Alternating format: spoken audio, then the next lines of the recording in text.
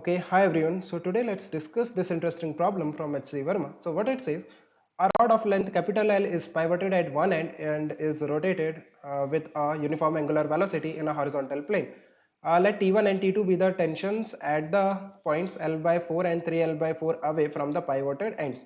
So we have to compare T1 and T2. Okay fine. So आप देखो इस तरह से आपके पास एक रॉड है जो हॉरिजॉन्टल सर्कल में मूव कर रही है अबाउट दिस एक्सिस, और हमें ये बताना है कि what will be the value of tension at a distance L by 4 and 3L by 4 from the axis of rotation. So आप देखो, हम एक काम करते हैं, किसी भी जनरल एक्स पे जाके टेंशन का वैल्यू निकाल लेते हैं, that is tension as a function of x.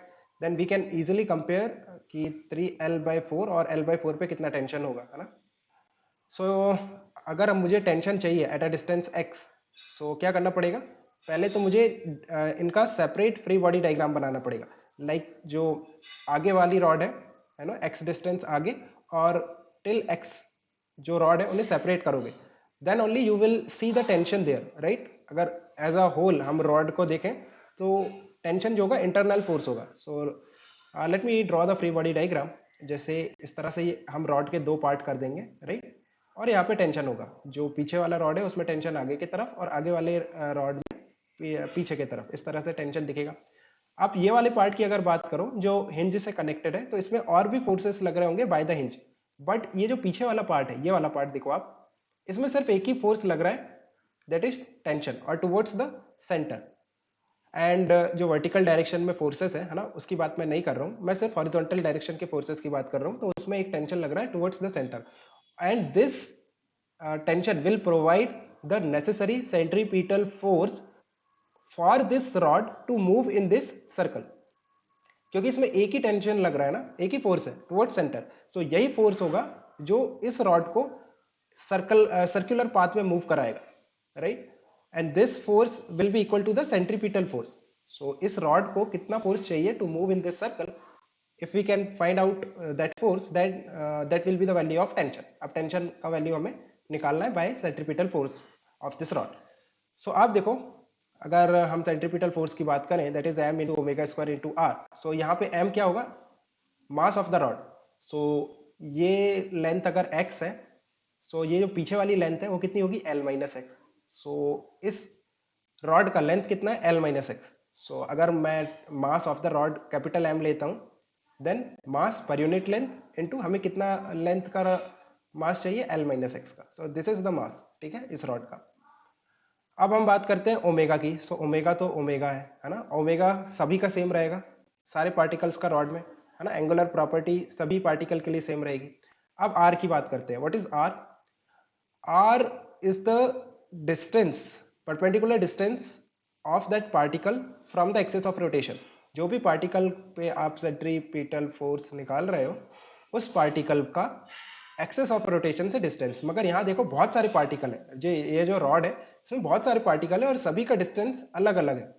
सो यहाँ पे आता है concept of centre of mass. Centre of mass का कंसेप्ट कहता है कि आप एज्यूम कर सकते हो कि जो सारे पार्टिकल है वो सेंटर ऑफ मास पे रखे हुए हैं. इफ यू नो किस तरह से हम सेंटर ऑफ मास यूज करते हैं, that is fine. Otherwise you know आप सेंटर ऑफ मास वाले चैप्टर में पढ़ोगे कि हम ऐसा एज्यूम कर सकते हैं कि ये जो सारे पार्टिकल्स हैं ये सेंटर ऑफ मास पे रखे. और एक यूनिफॉर्म रॉड का सेंटर ऑफ मास कहाँ होता है, उसके ज्योमेट्रिक सेंटर पे. जैसे आप देखो, ये जो रॉड है ना, इसका जो सेंटर होगा, सेंटर ऑफ मास जो होगा वो इसके सेंटर पे होगा, रॉड के सेंटर पे.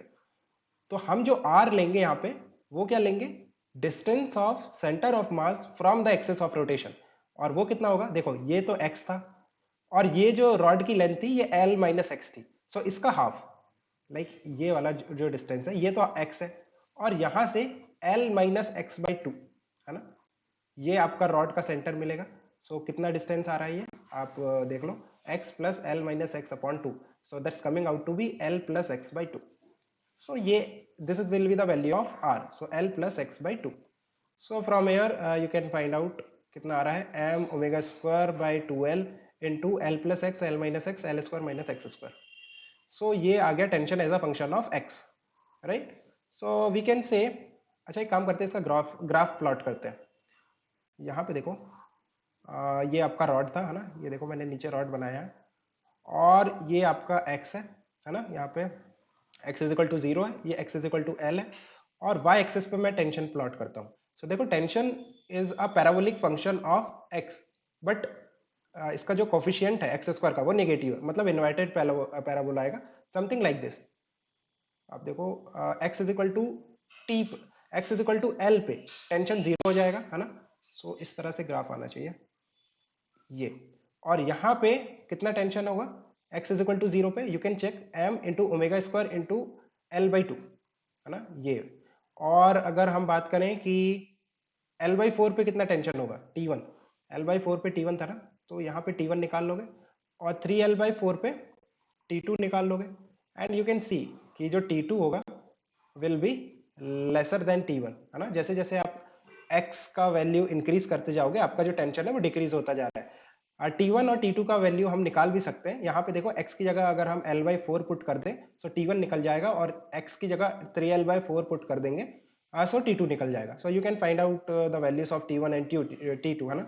और ट्राई टू फाइंड आउट कि जो T1 है वो कितना टाइम्स है T2 का. I'll say T1 is k times of T2, then what will be the value of k? Let me know in the comment section. So ये तो काफी आसान था. ये प्रॉब्लम थोड़ा अच्छा हो जाता अगर इसमें जो रॉड है वो नॉन यूनिफॉर्म देता, समथिंग लाइक दिस. मानो ये रॉड है बट ये नॉन यूनिफॉर्म है, लाइक इसका जो मास डेंसिटी है, लीनियर मास डेंसिटी, वो कुछ k इंटू एक्स है. ये x इज इक्वल टू 0 है, ये x is equal to l है. And I want you to find out the value of tension at any distance d from the axis of rotation. तब किस तरह से करते, तब देखो आपको क्या करना पड़ता. अगेन सेम चीज, सबसे पहले तो हम फ्री बॉडी डायग्राम बनाएंगे, और इसमें एक टेंशन टी लगेगा, और यही जो टेंशन टी है that is responsible for this rod to move in a circular path. So again ये जो टेंशन होगा वो होगा m mass of the rod into omega square into R. So अब देखो ये जो मास ऑफ द रॉड है ये आपको नहीं पता कि ये रॉड कितने कितने मास का है. सो एक काम करते हैं, हम इंटीग्रेशन से करते हैं इसको, राइट. इंटीग्रेशन से कैसे करेंगे, हमें अल्टीमेटली निकालना क्या है, what will be the value of tension, that is the centripetal force required by this rod to move in a horizontal circle. So एक काम करते हैं, किसी डिस्टेंस x पे जाते हैं और एक पार्टिकल चूज करते हैं जिसका जो मास होगा वो कितना होगा dm मास का particle at a distance x. सो अगर मैं कहूँ what will be the value of dm, that is kx linear mass density into dx, है ना. ये आपका dm हो गया. अब इस dm को कितना सेंट्रीपिटल फोर्स चाहिए, df is the centripetal force required by this element of mass dm to rotate in a circle of radius x. जो dm है वो कितने सर्कल में रोटेट करेगा, जिस सर्कल में रोटेट करेगा उसका रेडियस x होगा. सो m मतलब dm into omega square into r की जगह क्या आएगा x, और dm की जगह आप रख दो क्या कितना kx इंटू डी एक्स. सो kx into D x. Now आप इंटीग्रेट कर दो इस फोर्स को, है ना.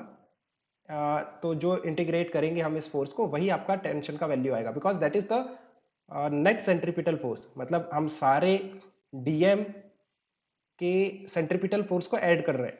सो that will be the net centripetal force required by the rod to move in a horizontal circle, और वही आपका टेंशन है, क्योंकि टेंशन ही दैट पर्टिकुलर फोर्स जो सेंट्रीपिटल फोर्स आएगा वो प्रोवाइड करेगा. सो इंटीग्रेट कर लो from x is equal to x is equal to d to x is equal to l. Now you can do the integration yourself and let me know the value of tension in the comment section. Okay, fine. I hope it's clear. Let me know if you have any doubt. We can discuss further in the Telegram. You will get the link in the description. Okay, guys, keep working hard. Best of luck for your exams. Bye.